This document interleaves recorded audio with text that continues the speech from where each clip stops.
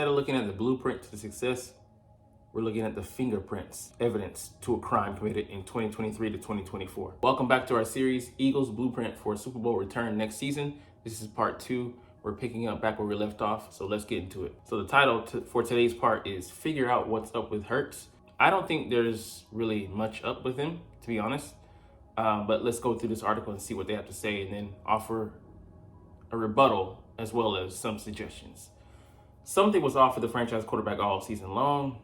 Yeah, it was called a stinky offense led by Nick Cintron. It likely all started with a shorter than normal offseason thanks to playing in the Super Bowl, but there were more distractions too. So we're not going to go into this whole spiel making excuses.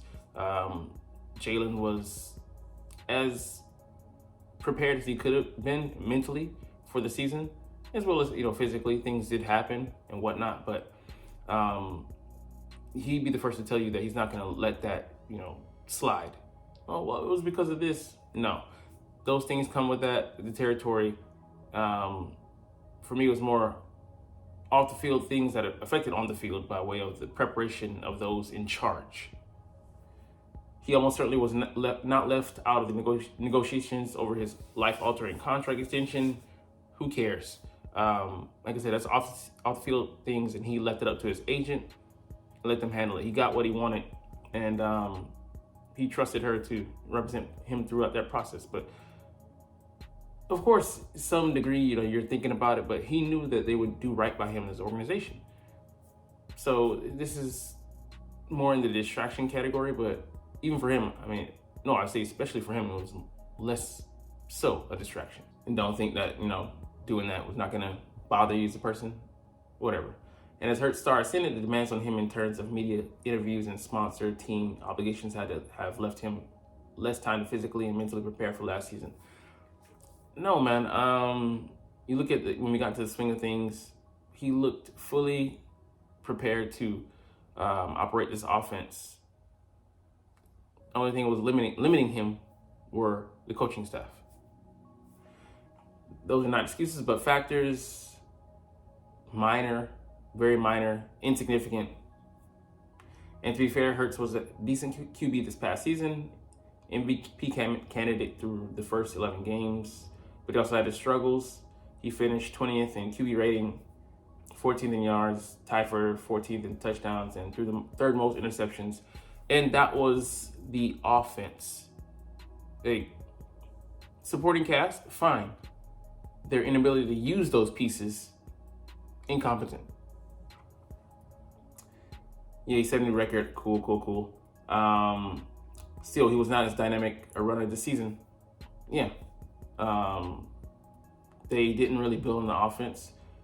Really tried to sharpen what we were doing, which blew up in our faces, not surprisingly. Was it because of injury, scheme, conscious decisions not to run and avoid contact to ensure playing all 17 regular season games, a truncated offseason? No. Partially so, yes. He got injured and actually played better in those games when he was relegated to the pocket for the most part. Scheme, abso-freaking-lutely. Why do you think Brian Johnson got fired? Why do you think all the shuffling is going around? Not just, of course on defense, but on the offensive staff. And then there was talk about his leadership, stoicism. That has nothing to do with on the field. That's like 5% of the relationships. And guys, you saw McNabb and T.O. have a acrimonious relationship, but still be able to produce on the field. So don't want to hear about it. Anyways, they're trying to say that Jalen Hurts needs to be fixed. No. His problem was that he wasn't an offensive coordinator. He cannot call the plays. He can alter them like he tried to do in the Seahawks game. And, some things are not going to go well. But when you're grasping for straws and the people that are supposed to be supporting you aren't giving you much to work with, it's got to be debilitating and ultimately, uber frustrating. So for me, let's jump into some reasons. Part 2, for me, helping Jalen Hurts. I want to readdress retitle this section of the article. So here I have 5 things we can do to help him. Routes, make use of the middle of the field, run the damn football, target the running back more out of the backfield, and find slot tight end 2 guys that can be useful in complicating the lives of the defense defending us. Anyways, let's get into number 1. Kellen Moore, the new offensive coordinator, will implement routes that don't focus on explosives. They will come, but more naturally generated, but on quicker developing routes that get the yardage needed to matriculate down the field. So we focused way too hard on generating explosive plays.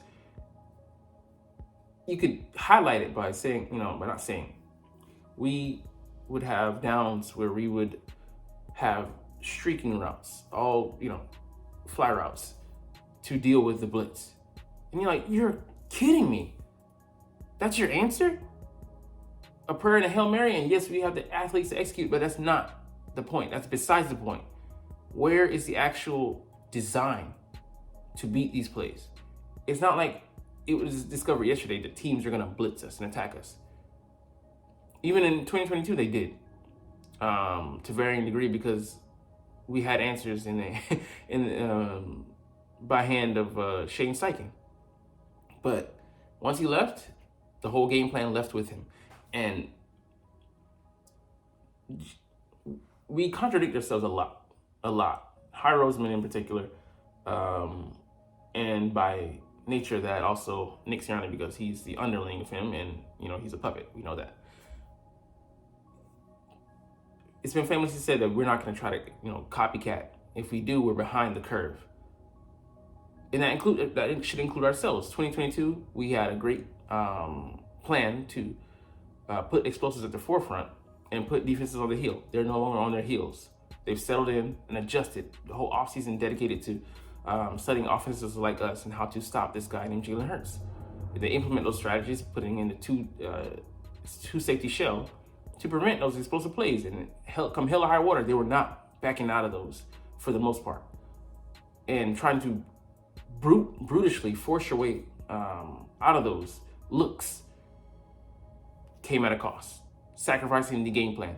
We stalled out so many times because we were focused on those plays, wasting plays instead of naturally composing an offense, a game plan. It was kind of just randomly thrown together. And at times it worked when we could beat our competition with our talent. But in games like, the 49ers and the Cowboys, like the second round with the Cowboys, we fell flat on our faces because we were just relying on our skill players' abilities alone without any supporting help. No, not even supporting. It's supposed to be systematic help from the coaches by way of the game plan. So we cannot do that again. And hence Kellen Moore, I hope he gets the keys to the kingdom. And he's great. Look at his offense. I look at I took a look at it in a video, a film room. But those do come, but when they do, they're by design. And I'm sure there's gonna be some plays where you take a shot because you saw a look, but not because you're trying to force the look. You're just saying, hey, we're better than you. All right, number 2, make use of the middle of the field. All these guys are yak guys in different ways. Goddard, he's a wide receiver in the tight end's body. AJ is physical and can create after the catch, while Smitty can further widen the gap separation he already gets. So these guys all have different skill sets. And Goddard, even being in a different position, he still is able to fit into this group because he's excellent at what he does.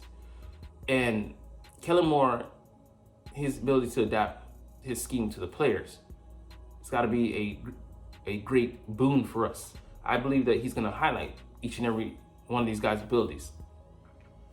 Because we didn't see AJ, yeah, he's physical, but he shouldn't have to fight through contact all the time. Smitty, he can run routes. Use him in space, in motion. Let him be free and he can get more separation. And then Goddard, he's a mismatch against linebackers and safeties. Make use of that. Put him on those guys instead of having him be stationary. So, I mean, there's so many things that we can do. Combine that with you making use of the middle of the field, and all these guys can eat and feed off each other. So now you have Goddard, motion him, and you're meshing him up with the linebacker across the middle. A win for him. Smitty, you got him moving away from coverage, a free release. He's running, and then he releases, and then he goes across the middle of the field. A win for him. You put ISO on AJ over here. We did some of this. And you get on one-on-one, and he's going across the middle of the field where other guys have made the other players vacate that area.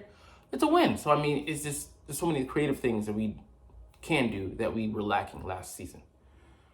Number 3, run the damn football. This is an easy one. We'll take pressure off of Hurts, and he, in true symbiotic fashion, will make it all the more dangerous. So it's a give and take. He's Venom, and the symbiote, is us. He imbues us with those abilities, and then we're able to make full use of it and become stronger as a team, as a unit. Just give him competent runners and guys that can carry the load, but also catch the ball and block. I know that we're reticent to bring in those bigger guys, but I really do not get why we shy away from the 215 to 220 guys when it's shown and that's the thing, we say that, we're trying not to be behind our curve. Why go away from what works? When we had Jordan Howard, success in the running game. When we had Legarius Blunt, success in the running game. When we had Jay Ajayi, success in the running game. What is wrong with that? Just pride, stubborn. All right, number 4, target the running back more out of the backfield. We didn't truly pay credence to what we said we were going to do last season. Yeah, we said that we're going to implement that more in the offense. Still bottom, I want to say 10 in the league in targeting the running back. You saw some of Pacheco's catches. Catch it underneath, and he's able to make a move or two. You can't tell me that DeAndre Swift can't do the same thing. He's slower in the 40 time, but he's shake and bake. Ravens preseason game.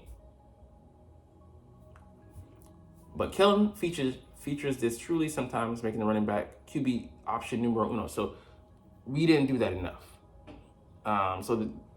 Let's say we want to target a weakness and put the back on the exterior formation. Make it a wheel route. Have him run a wheel route, targeting the linebacker. We didn't do that enough. I saw it preseason, it worked with a lot of people. At least the open look, was there. Whether they caught the ball or not, negligible, but. And then we just never implemented it during the season. I'm like, this is what I'm talking about. They want to beat you 7 ways to Sunday without relying on the main options. Confounding, man. All right, number 5, find slot tight end number 2 guys that can be used to complicate the options defenses have to defend, as Kellen has been apt to do in previous iterations of his offense. So, yeah, we got to find a slot guy. Get Jalen Hurts out of this, target those top 3, and then really the top 2 receivers in Devonta Smith and A.J. Brown. And also make use of the tight end. Number 2, a guy that can block and can be a receiving threat. We have Calcaterra, who's a receiver. We have Jack Stahl, who's a good blocker. Let's marry those guys, pause. And, find out, even if it's a lesser version of Dallas Goedert, light. Doesn't matter.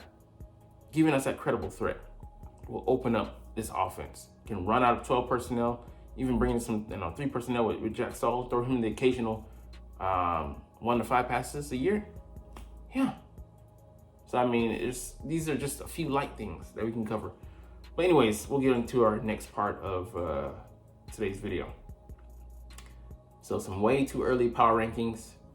And yes, this was done before the Super Bowl, but this was crazy. You put the Ravens at the top here? Bro, it is disrespectful. Not even the 49ers. And then the Chiefs are at number 2. And then, behind them is number 3. Okay, those fall in line, but it should be 1, 2, Yeah, I agree with them. They're going to be a tough out. I just think that they got to build some more pieces. Haha, one more try. All right, I don't agree with us being here. I think we should be number 12, 13, or 15. I think number 15 would be good for us. Ahead of the Colts. It's right where we should rank. And the Bucs shouldn't be that low, actually. I think it should be higher. But back to the Eagles. 3 words, offseason after the collapse. Yeah, what are we going to get? This is like after Earth type territory. You don't know Will Smith, you feel fine about his career. 2 Super Bowl teams. But this is Jaden. We're like, where the hell are we going after this? Because this was a huge, colossal bomb, and his career was never the same. Is it going to be us? Are we going to be Will Smith? Or are we going to be Jaden? Because I don't want to be the son. I want to be the father. Will slap and marital disrespect withstanding. But anyways, yeah, man, I don't agree with this at all. We gotta show something for that trajectory to be trending back upwards. And this is upwards. We might have been the number 8 team in the playoffs, but we didn't even deserve to be there by the end of the season. All right, last thing we're gonna get into today. Fletcher Cox had a message for Debo segment after the 49ers loss. So Debo's been talking mad shit. And Fletcher Cox had to humble you, boy. I just learned what this means. EAD. Eat an eggplant emoji. Because, Fletcher Cox. Yeah, you lost our last Super Bowl appearance 2 years ago. I'll be the first to admit that. Cool. So, but this guy, he still has a... Debo, you been there how many times? How much hardware do you have? Oh. Anyways, we'll get up out of here on that note, on that upward trajectory. Anyways, you're not even watching though, but it's all good because I love making these videos and I love talking about the Eagles. So we're going to chunk the deuces. But as always, it's fly, Eagles, fly, and let's motherfucking go. Like, comment, share, and subscribe Thanks for watching. Check me out at Cintron, Cintron Anime, Cintron Life, or Cintron Laughs, or other social media.